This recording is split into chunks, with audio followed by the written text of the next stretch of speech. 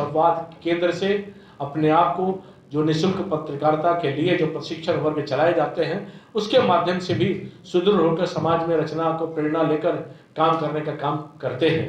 आज उसका परिणाम जिला से लेकर प्रांत में ऐसे काफी मान्य पत्रकार बंधु हैं जो विश्व संवाद केंद्र में प्रशिक्षित होकर भी जाके समाज में काम करने का काम करते हैं। तो अब तो बिहार ही नहीं, पटना ही नहीं, बल्कि बिहार के विभिन्न कोनों पे भी अलग अलग स्थानों पे जाके करने का काम करते हैं। और विशेष पहल इस बार स्वाधीनता के अमृत महोत्सव में हम लोगों ने जिला के अंतर्गत शायद यह पहला प्रयोग होगा कि जितने स्वतंत्रता सेनानी अलग अलग जिले के दृष्टिकोण से रहे हैं उनको संग्रहित करते हुए उनकी जानकारी प्राप्त करना और जानकारी प्राप्त करके समाज के बीच में देने का भी काम करेंगे और कर भी रहे हैं। यानी कि आज़ादी का अमृत महोत्सव जब अपना चल रहा है, उस आज़ादी के अमृत महोत्सव में जिलेवार जिन लोगों ने स्वतंत्रता सेनानियों ने त्याग करने का काम किया है वैसे लोगों को संकलन करते हुए, संग्रहित करते हुए विश्व संवाद केंद्र ने जो पहल की है, वास्तव में उस पहल की भी आवश्यकता भी है। और बिहार में ऐसे अनेक कुर्बानियां देने वाले लोग, शहादत देने वाले लोग हैं, उनको भी संग्रहित करके सबके बीच में हम लोग स्थापित करके प्रस्तुत करने वाले भी हैं। 20,000 का खासकर इस मंच पर उपस्थित के विक्रम राव जी का एक तरह से उनका यहाँ उपस्थित होना हमारे लिए बहुत गौरव की बात है। और जिन पत्रकारों ने उनको काम करते हुए, उनकी रचनाओं को पढ़ते हुए देखा समझा है, वो जो भी यहाँ उपस्थित हैं वो अपने आप एक गौरव का अनुभव करते होंगे कि इस मौके पर आज उनको सुनने का भी ये बड़ा ही अच्छा अवसर है। आभार आप सबका कि आज ये जो सम्मान योजना है विश्व संवाद केंद्र का पत्रकारिता से जुड़ी हुई प्रतिभाओं को सम्मानित करने का, तो उनके नामों की घोषणा का जो अवसर आज मुझे मिला है, इसके लिए भी आप सबका आभार। ये सबसे पहले बता दूं कि ये क्यों इसकी शुरुआत हुई। तो बहुत पहले तो नहीं, जब से मैं जुड़ा हूँ इस चयन समिति के साथ, तब से मुझे याद है कि किस तरह से हम लोग मिल बैठ के यहाँ पत्रकारिता का जहाँ प्रशिक्षण होता है, जहाँ उसकी शिक्षा दी जाती है, जहाँ वरिष्ठ पत्रकारों को बुला के आने वाली पीढ़ी को बताया जाता है पत्रकारिता के बारे में, उस संस्थान में बैठ के हम लोग कई बैठकों में ये विमर्श करते हैं और जब उसका जो निष्कर्ष निकलता है कि इस वर्ष के लिए किनको ये सम्मान दिया जाए, तो मुझे लगता है कि ये बहुत कम जगह ऐसा होता होगा कि इतने विचार मंथन के बाद कोई नाम उभरता है और उनको सम्मानित करने का फैसला होता है। तो ये बीच में 2 वर्षों का जो अंतराल रहा, उसके बाद हम लोग जुड़े हैं और आज जो सम्मानित होने वाले हमारे पत्रकार हैं, जो या तो प्रिंट या इलेक्ट्रॉनिक मीडिया से जुड़े हों, उसमें ये रखा गया है कि तीनों चारों विधाओं से जुड़े हुए पत्रकारों को इसमें शामिल किया जाता है। तो जो सबसे पहला पुरस्कार है, जो सम्मान है, वो है देश रत्न डॉक्टर राजेंद्र प्रसाद पत्रकारिता शिखर सम्मान 2022। और मुझे खुशी है कि इस सम्मान के लिए आज हमारे बीच उपस्थित हैं हमारे साथी, हमारे साथ वर्षों तक यहाँ काम कर चुके परशुराम शर्मा जी।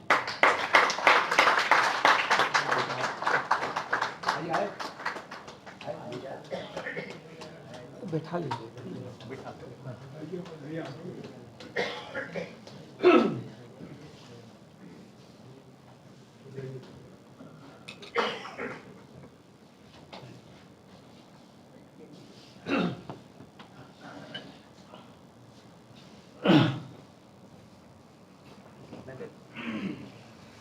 परशुराम शर्मा जी के बारे में बहुत संक्षेप में मैं चाहूँगा कि आपके बीच उनका परिचय हो।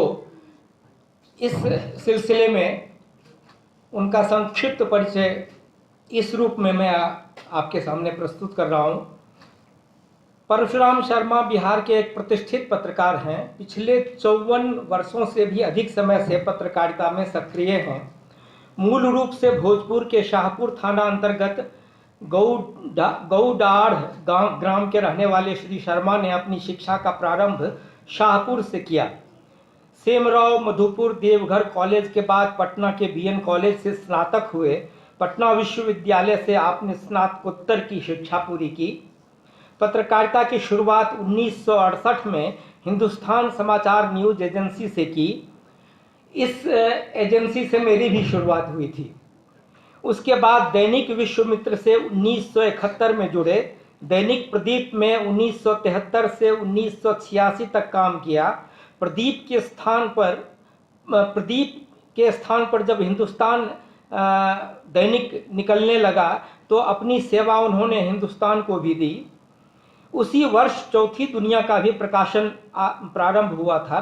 चौथी दुनिया के प्रबंधकों के आग्रह पर 5 वर्षों तक अपनी सेवा उन्होंने चौथी दुनिया के लिए दी। मित्रों की जिद पर राष्ट्रीय सहारा से भी जुड़े और पटना में राष्ट्रीय सहारा का ब्यूरो कार्यालय प्रारंभ करने का श्रेय आप ही को जाता है। राष्ट्रीय सहारा में दिल्ली स्थित मुख्य कार्यालय में भी बतौर समाचार संपादक इन्होंने काम किया। 15 वर्षों तक सहारा में लंबी पारी बिताई। पारिवारिक दायित्वों के कारण 2006 में पटना वापस आए। 2007 में यहीं हिंदुस्तान से सेवानिवृत्त हुए। 2007 के बाद स्वतंत्र लेखन कर रहे हैं। देश के प्रमुख पत्र पत्रिकाओं में आपके आलेख नियमित प्रकाशित होते रहे हैं। आकाशवाणी, दूरदर्शन के भी विभिन्न कार्यक्रमों में सतत सक्रिय रहते हैं। अब तक 2 पुस्तकें, बात बेबात 2020 और पंचायत की बात 2021 प्रकाशित हो चुकी हैं। देश और समाज पर पैनी दृष्टि रखने वाले परशुराम शर्मा ने पत्रकारिता के कई विधाओं में आलेख लिखे हैं। आपके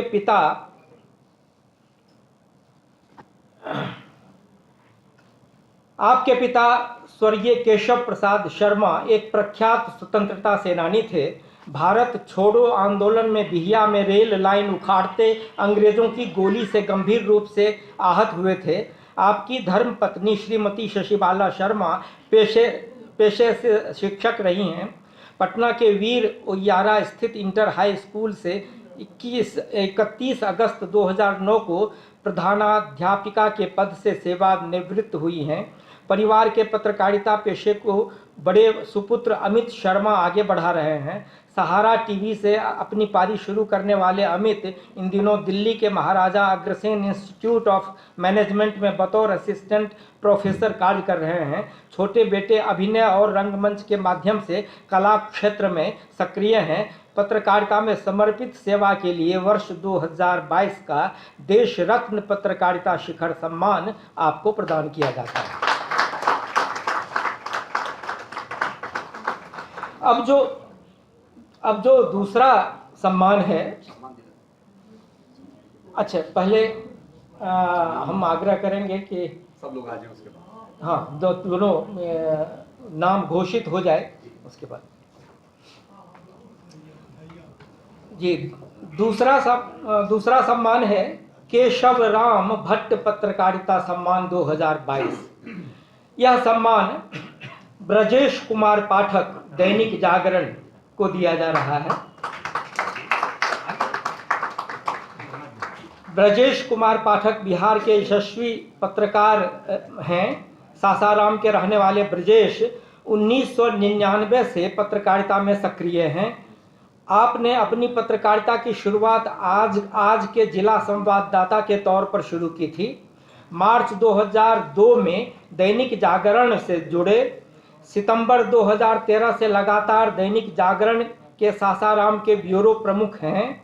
विभिन्न सामाजिक संगठनों में सक्रिय रहने वाले ब्रजेश कुमार पाठक ने अर्थशास्त्र से स्नातकोत्तर करने के बाद पत्रकारिता और जनसंचार में भी स्नातकोत्तर की पढ़ाई की है। आप कानून में भी स्नातक हैं। इस वर्ष का केशव राम भट्ट सम्मान आपके सासाराम के बहुचर्चित पुल चोरी कांड की स्टोरी के लिए प्रदान किया जाता है। तीसरा सम्मान बाबूराव पटेल रचना धर्मिता सम्मान 2022। सम्मान पाने वाले पत्रकार हैं अजय कुमार दुबे, न्यूज़ 18। बिहार के पत्रकारिता में चर्चित अजय कुमार दुबे की प्रारंभिक शिक्षा सासाराम जिला के नोखा अंतर्गत पैतृक गांव सिसिरित से हुई। आपने इंटर की पढ़ाई डेहरी स्थित डालमिया नगर इंटर कॉलेज से की। वर्ष 2004 के मार्च माह से ईटीवी से जुड़े, तब से लगातार अपनी सेवाएं संस्थान को दे रहे हैं। ईटीवी के लिए कई एक्सक्लूसिव काम किए। पटना के राजा बाजार में 3 विद्यार्थियों की नृशंस हत्या और उससे उपजे आंदोलन को आपने कवर किया था। 2005 के ऐतिहासिक चुनाव में 7 दिनों तक लगातार चुनाव आयोग के पदाधिकारी केजे राव के साथ दौरा कर चुनाव का समाचार कवर करते रहे। 2 बच्चों के पिता अजय कुमार दुबे का ज़्यादातर समय कैमरा के साथ बीतता है। इस वर्ष का बाबूराव पटेल रचना धर्मिता सम्मान पटना में फैल रहे ड्रग्स कारोबार के सच की रिकॉर्डिंग के लिए प्रदान उन्हें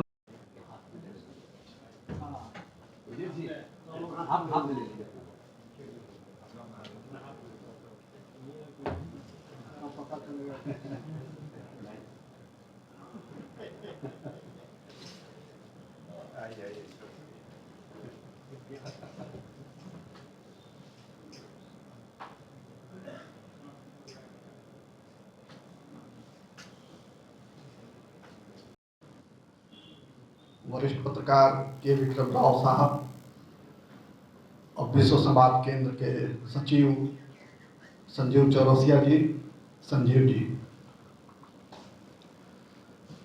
आज का ये कार्यक्रम वैसे तो हर वर्ष होता है विश्व संवाद केंद्र की ओर से, और ये नारद जी की स्मृति में किया जाता है।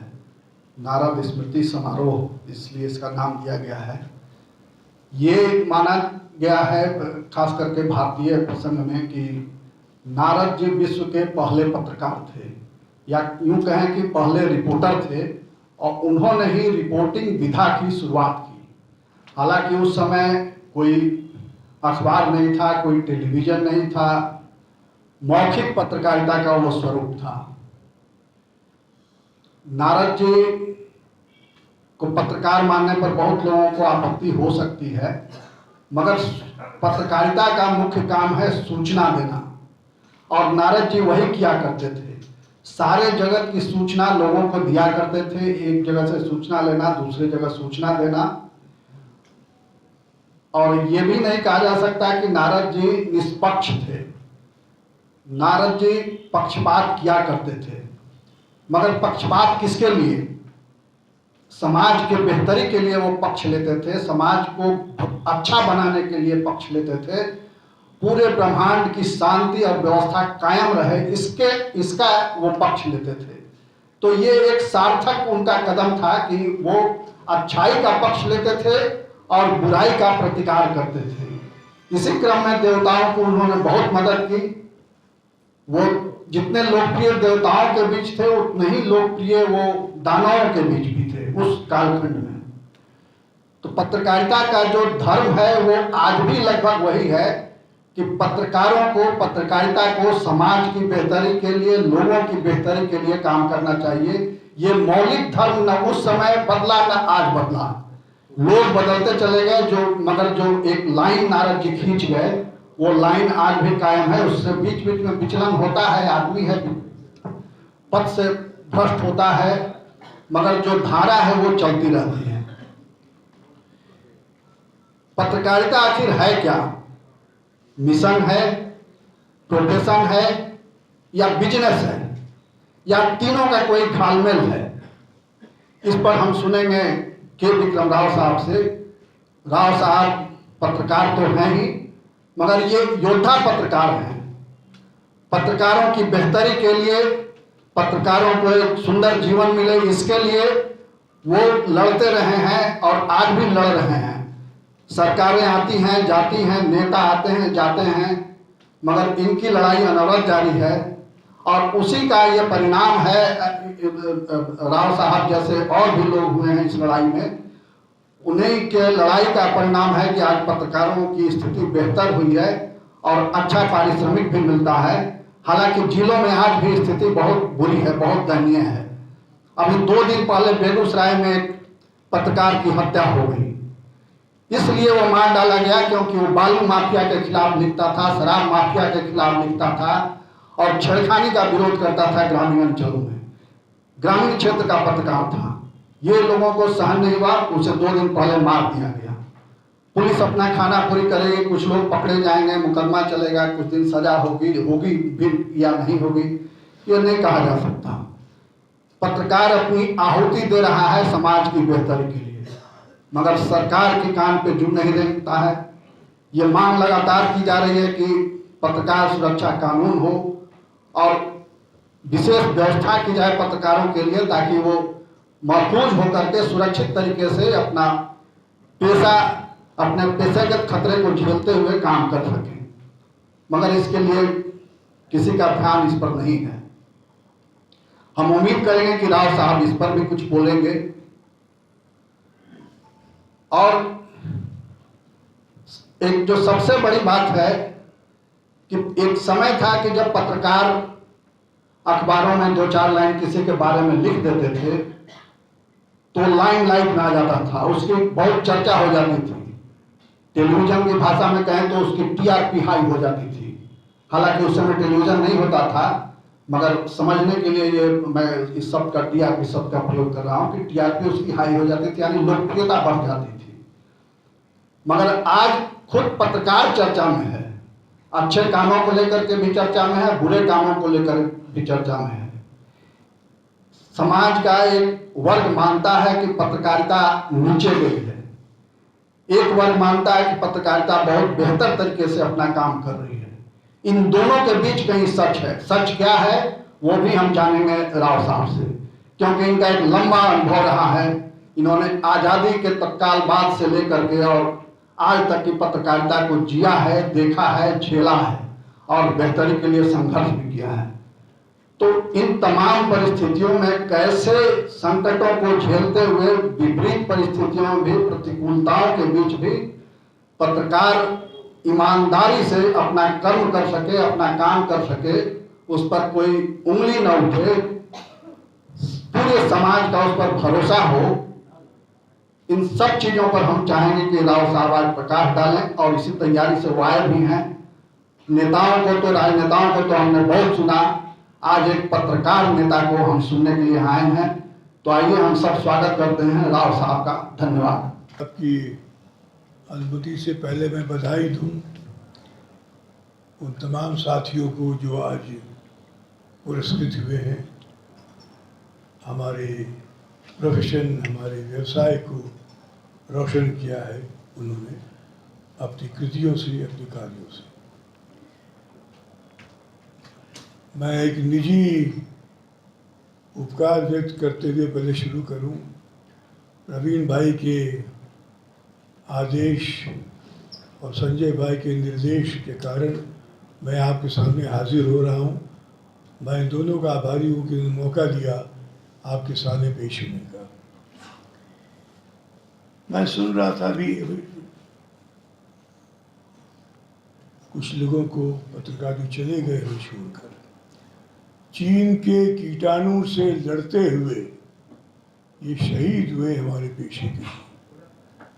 मैं उनको सलाम करता हूँ। लेकिन पता नहीं क्यों आपकी सरकार के कान में जू नहीं रेंज रही है। हमने तो यूपी में कराया है। योगी जी महाराज ने हर उस विधवा को 10 लाख रुपए दिए हैं जिनके पति कोरोना काल में चले गए। 10 लाख कुछ भी नहीं होते, लेकिन हमारे सारे यूनियंस जितने हैं, 11-12 यूनियंस प्रेस क्लब को मिलाकर वो लोगों ने संघर्ष किया और योगी जी ने हमारे तर्क को सुना, समारोह किया और सबको दिया। बड़ा दर्दनाक दृश्य था। बच्चों के साथ जब वो आए पत्रकारों की पत्नियां और जब चेक लिया, कुछ अब पब्लिसिटी है, बड़े बड़े फोटो खींच के चेक के बांटे गए। लेकिन जो भी हो, मैं आभारी हूँ तमाम पत्रकार संगठनों का यूपी में जो लड़ के काम कराया है।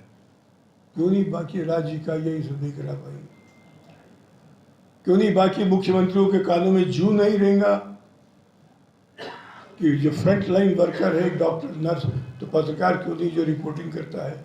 खैर, इसीलिए मैं इसमें लेख पढ़ रहा था, मुझे और दर्द उपजा जब इन्होंने, प्रवीण भाई ने लिखा है कोरोना काल की पत्रकारिता के बारे में, क्या हालत है, भगवान न करे ऐसे दुर्दशा में। बड़ा अच्छा इसलिए लग रहा है यहाँ आके मैं उन तमाम साथियों को देख रहा हूँ जो मेरे प्रणेता रहे, मेरे नेता रहे, मुझे प्रभावित करते रहे। हमारे साथी लव बैठे हुए हैं, उम्र में उससे छोटे हैं, लेकिन मैंने इसी भी सीखा इनको पढ़ के। हमारे साथ महेंद्र वाजपेयी हैं, जेल में थे, तिहाड़ जेल में, रेलवे के मजदूरों के नेता हैं, जॉर्ज फर्नांडिस के साथी रहे हैं। कुछ लोगों के नाम मैं लेना चाहूँगा, भूल गए तो माफ़ कीजिएगा। सचिन चौरेसा साहब हैं, कृष्णकांत ओझा हैं, संजीव का नाम ले चुका हूँ, मणिकांत भाई बहुत ही वरिष्ठ पत्रकार रहे हैं और इनको मैं पढ़ता भी रहा, जानता भी रहा। फिर प्रदीप जी और मोहन सिंह जी, राजेश, निरंजन भाई, अभिषेक, और हमारे 3 लोग नाम खास लेना चाहूँगा जो हमारे नेता हैं, हमारे राष्ट्रीय पुरोधा हैं। डॉक्टर ध्रुव पत्रकारिता पढ़ाते हैं, सुधीर हमारे महामंत्री हैं, मोहन कुमार राष्ट्रीय उपाध्यक्ष हैं। ये हमारे बिहार के हमारे नेता, मेरे नेता लोग हैं। मैं ज़्यादा समय नहीं लूँगा क्योंकि रिपोर्टिंग में सिखाया गया था कि 1000 शब्द में सब दुनिया भर की बात कही जा सकती है, और वो भी गोरों ने टाइम्स इंडिया बम्बई में मार के सिखाया था।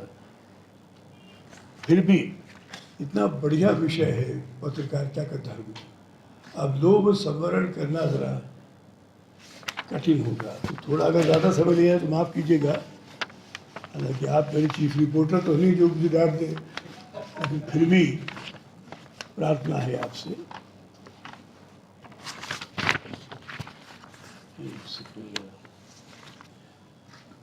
पटना से मेरे बचपन बारे में थोड़ा तो बता ही दूँ। आपसे आत्मीयता होगी, आपसे तादाद भी स्थापित होगा। मैं बोरिंग रोड में रहता था, पटना हाई स्कूल में पढ़ता था। मिलर स्कूल से फुटबॉल मैच होता था, बंगाली वर्सेस बिहारी, हम बिहारी की ताली बजाने जाते थे। सरसाटे मेरे पिताजी थे, वहाँ अशोक सिनेमा था और पिताश्री का। हम लोग तो स्कूल में पढ़ते थे, फ्री पास मिलता था, बिना पैसे के पिक्चर देखते थे। ये सब चीज़ें मेरी पटना की यादें हैं। वुमेंस कॉलेज था, मेरी बहनें पढ़ती थी वहाँ। अब तो पता नहीं क्या स्थिति है। 17 साल के राज में क्या हुई शिक्षा की बिहार में, कितना सुधरा पिछले 5 साल में, ये भी विचारणीय बात है। जी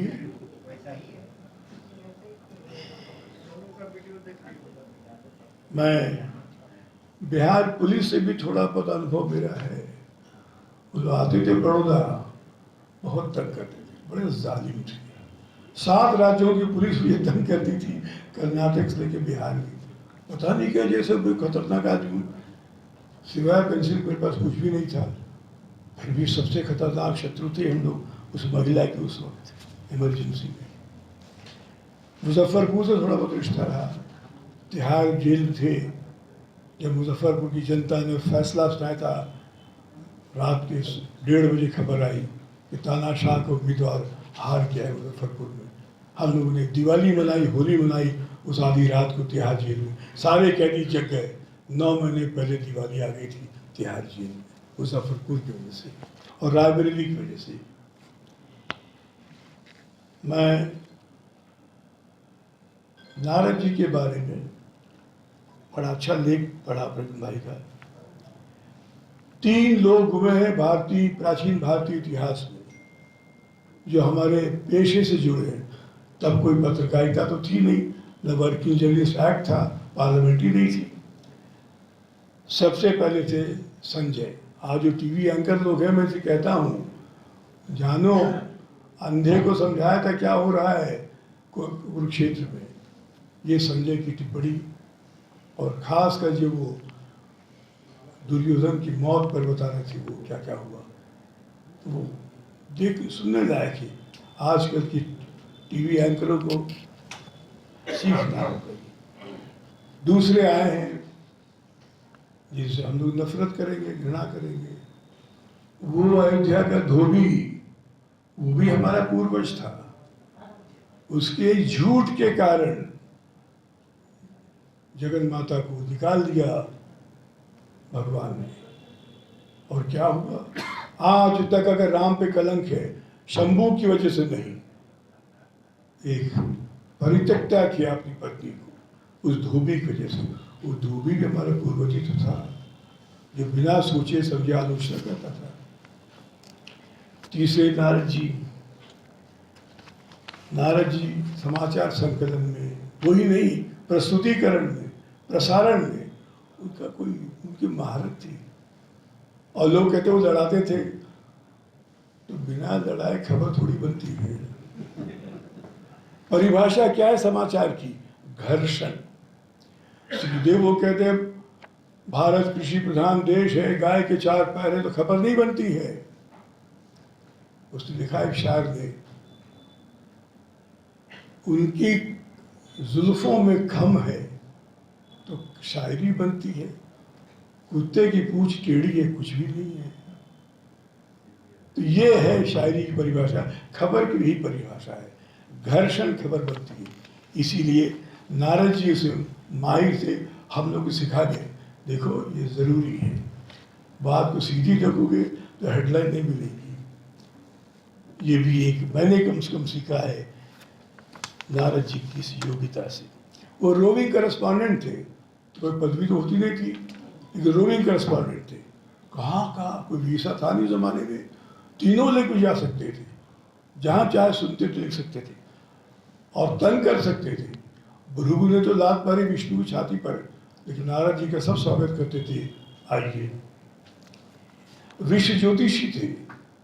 ज्योतिषी जब कुछ लोग मजाक बनाते, मुझे बड़ा दुख होता है अज्ञान का। मैं बताऊँ आपको, उन्होंने जनवरी में मुझे चिट्ठी लिखी थी तिहाड़ जेल में, जिसको सीबीआई ने देखा था और मोहर लगाई थी। बात में लिखाए थे मैंने, जेल सुप्रिंटेंडेंट ने लिखा था कि अगले 11 दिन में ऐतिहासिक उथल पुथल होगी इंदिरा गांधी की काबिना में और परिवर्तन होगा। मैं तो हंस रहा था, हम लोग तो फांसी की सजा में जाने वाले, हमें ये क्या मजाक है, बड़े मजाक कर रहे हैं चिट्ठी लिखी। और 11 दिन बाद आपके सहस्राम के सांसद ने इस्तीफा दी, कांग्रेस फॉर डेमोक्रेसी बना ली। हाँ याद आया, शुक्ला जी के बारे में सहस्राम के इनको पुरस्कार मिला है। सहस्राम को आज याद करना पड़ेगा। आज शेरशाह सूरी का शहादत के दिन है। शेरशाह सूरी वो था जिसने बाबर के बेटे को शिकस्त दी थी जंग में। वो तो अगर चलता वो तो मुगल शासन होता ही नहीं। शेरशाह सूरी की संतानें शासन करती, कम से कम भारत में इतनी क्रूरता तो न होती जो मुगलों ने की है। हम आपको याद करते शुक्ला जी, आप उसी शुक्ला जी कहाँ हैं? पाठक जी, आप याद करते हैं आपके सहस्राम का इसी वजह से। तो नारद जी के बारे में तो काफ़ी मैंने पढ़ भी लिया। इनके बारे में कृष्ण ने भगवत गीता में कहा था, देवर्षि नाम नारद, देवर्षियों में मैं नारद हूँ। किष्किंधा कांड में जब जामवन कहता है हनुमान से तुम्हें जाना होगा, मालूम करना पड़ा अशोक वाटिका में कहाँ छुपाया, क्या किया है सीता जी को, और वो भी सोच रहे कि हनुमान जी ही न लिया सीता जी को। उनका ये नहीं करना, तुम्हें जाके लाना है, भगवान राम जाके मार के लाएंगे। उसके लिए फिर नारद ने उसको ब्रॉडकास्ट किया। कहाँ जामवन थे, नारद इसको रिलीज करेंगे इस प्रेस नोट को अशोक वाटिका का, सारी दुनिया में तीनों लोग में कहाँ है सीता जी, कब आएगी, क्या है। ये देखिए आधुनिक पत्रकारिता की नज़र से एक उस काल की बातों पर गौर कीजिए। और विष्णु को विश्वमोहिनी के स्वयंवर में क्या नतीजा हुआ, बंदर बना दिया था। उनका यही बंदर तुम्हें परिरक्षा करेंगे जब तुम भी तड़पोगे आदि दीदी के लिए। वो भी सही था उनकी। देख लीजिए नारद जी की दृष्टि। यहाँ मैं कुछ बताना चाहूँगा धर्म कुछ सवाल दिए हैं, उसमें चर्चा भी करूँगा। मेरी कुछ अवधारणाएं हैं, एक रिपोर्टर के नाते आप सामने पेश कर रहा हूँ। पहली बात तो मीडिया व्रत है या वृत्ति। ये व्रत था हमारे लिए, व्रत था। अब ये वृत्ति क्यों हो गई, कौन जिम्मेदार है? हम मजदूर लोग नहीं, हम सच्ची पत्रकार नहीं। कुछ कारणों से जब मुनाफा आएगा तो फिर हमारी पारिश्रमिक का सवाल हम जरूर उठाएंगे, और यही हो रहा है।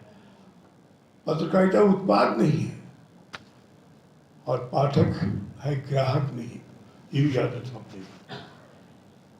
हमारी सोच, हमारा फिक्र, हमारा सरोकार, हमारा लगाव, हमारा मतलब है हम पत्रकारों का। हम एक मकसद से पत्रकारिता कर रहे हैं कि समाज के अंतिम व्यक्ति को भी सहायता हो मिले। इन सब के बाद जब आगे बढ़ते हैं तो पत्रकार केवल क्रॉनिकलर नहीं है, केवल लिखने वाला नहीं है। Is a crusader, is a crusader who fights for a purpose, fights for a cause. और वही हमें याद रखना पड़ेगा। पत्रकारों का ये धर्म है, कर्तव्य है। और अब जल्दी जल्दी मैं कुछ बातें आपको बता दूँ कि मेरी इच्छा थी आपसे बात करने की। न्यूज़ क्या है, बड़ी चर्चा होती है, विकृति हो रही है, डिस्टॉर्शन हो रहा है न्यूज़ में। न्यूज़ की परिभाषा भी हमें बतानी पड़ेगी। मैं एक बहुत उपदेश रूप से नहीं, अपने जीवन के 3 घटनाएं आपको बताऊंगा, और वो कसौटी है आपके सामने कि मैं जो कह रहा हूँ क्या मैंने सही किया, क्या मैंने गलत किया। एक रिपोर्टर बना दी। वो न्यूज़ पहली थी, तब मैं अहमदाबाद में रिपोर्टर था। आधी रात को करीब 10-11 बजे एक सज्जन आए, मैं नाइट ड्यूटी पे था। उनका मैं चाहता हूँ कि एक ये खबर न छपे।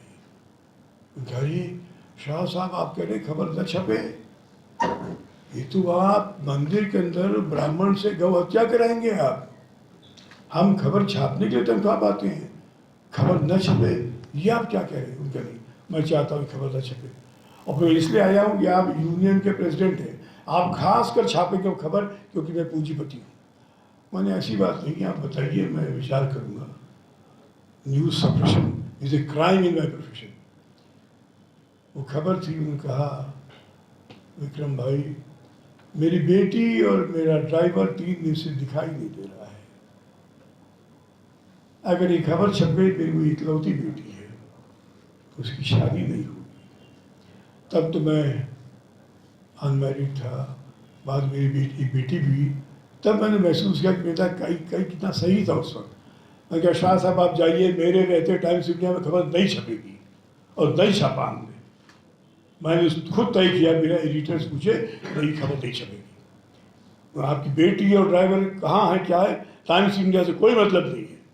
भले मुझे निकाल दे कल संपादक, लेकिन नहीं। ये कसौटी थी, और मुझे आज गर्व है एक बेटी के पिता के नाते मैंने उस वक्त सही निर्णय लिया, प्रतीक्षा। दूसरा था, एक आते थे हमारे, मतलब खबर नहीं छपनी चाहिए करके प्रोग्राम एग्जीक्यूटिव था, आकाशवाणी का, बताता था क्या देंगे आप, सेंसर करता था वो। अब क्या करें, कुछ तो चालाकी करनी है, खबर छपनी है अखबार में, और उस कम्बख्त को ना वो गुजराती आती ना अंग्रेजी आती, वो मुझे क्या बताएगा मैं क्या लिखूं।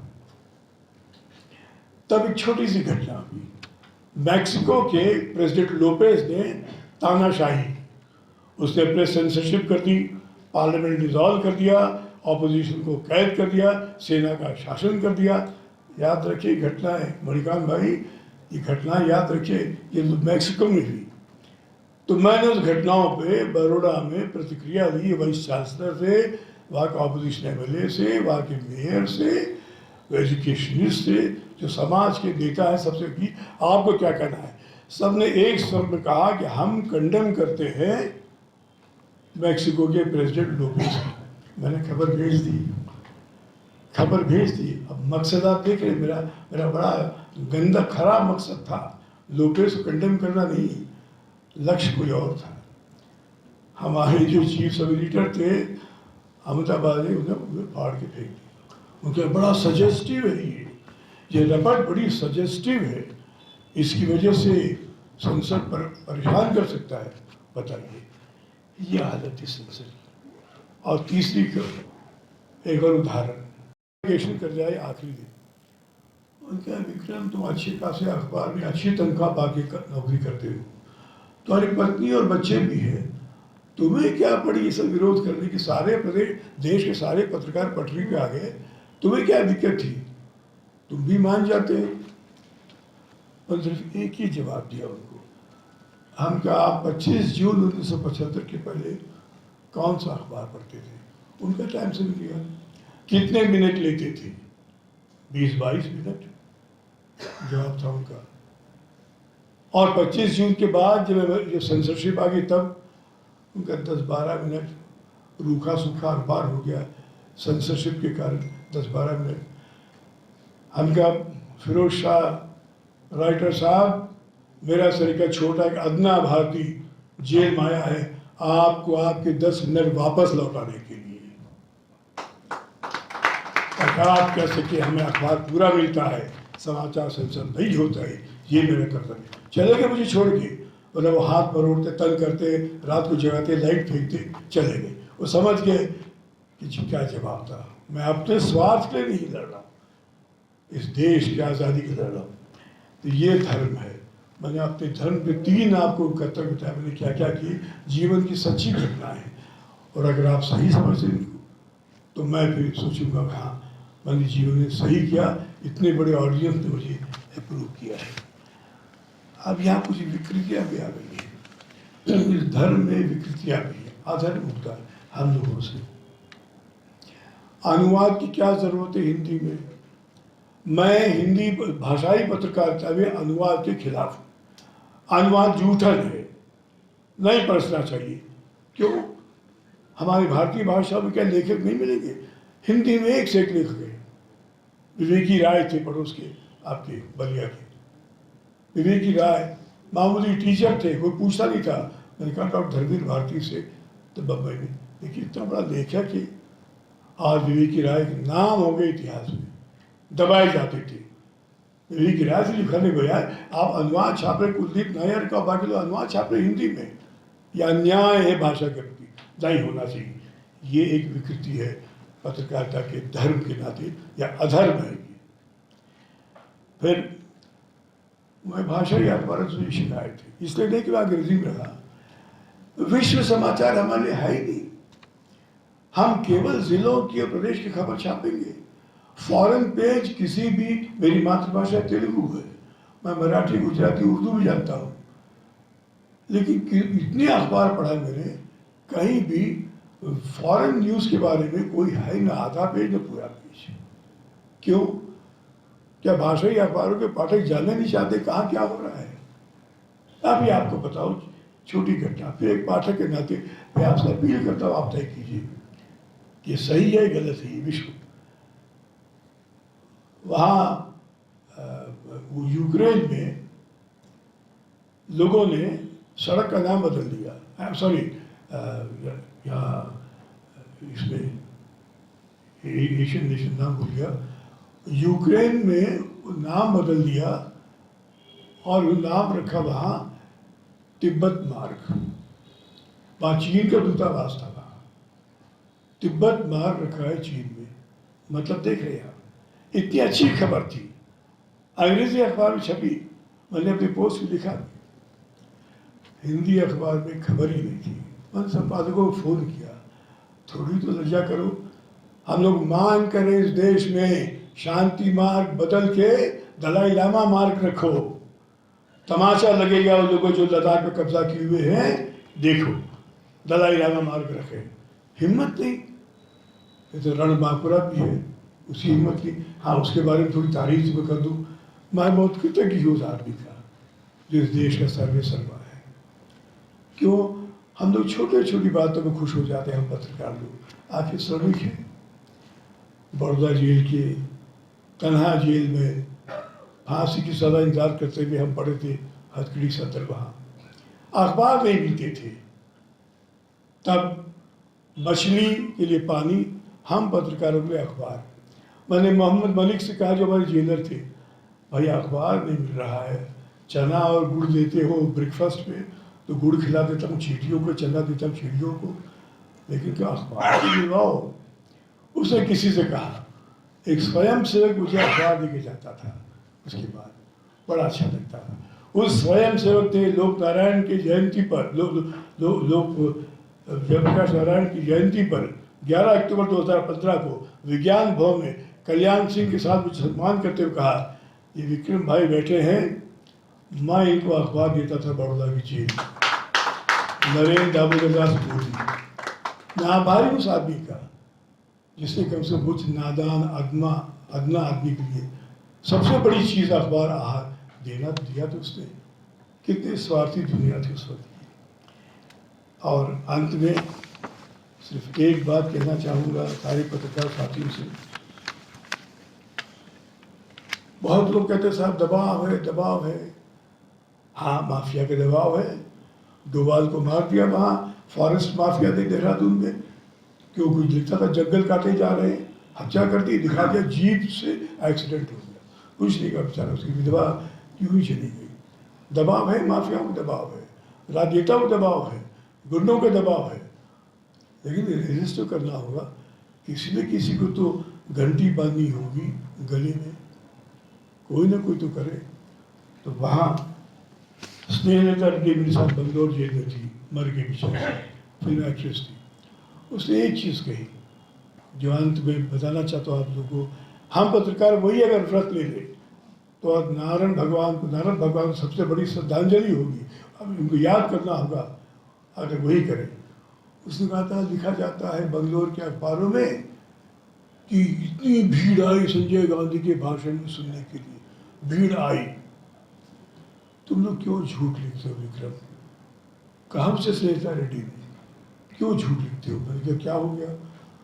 उनके लाई नहीं लाई जाती है, आई और लाई में फर्क है। उसने मुझे तेलुगु में समझाया, रावटम मतलब आना, रावटम लाना। तुम लोग झूठ क्यों लिखते हो? मैंने कहा स्नेहलता क्या करे, दबाव है सरकार का, तानाशाह का, सबका, क्या करे? उसके एक मेरी बात मानोगे? मैं कहा निश्चित मानेंगे।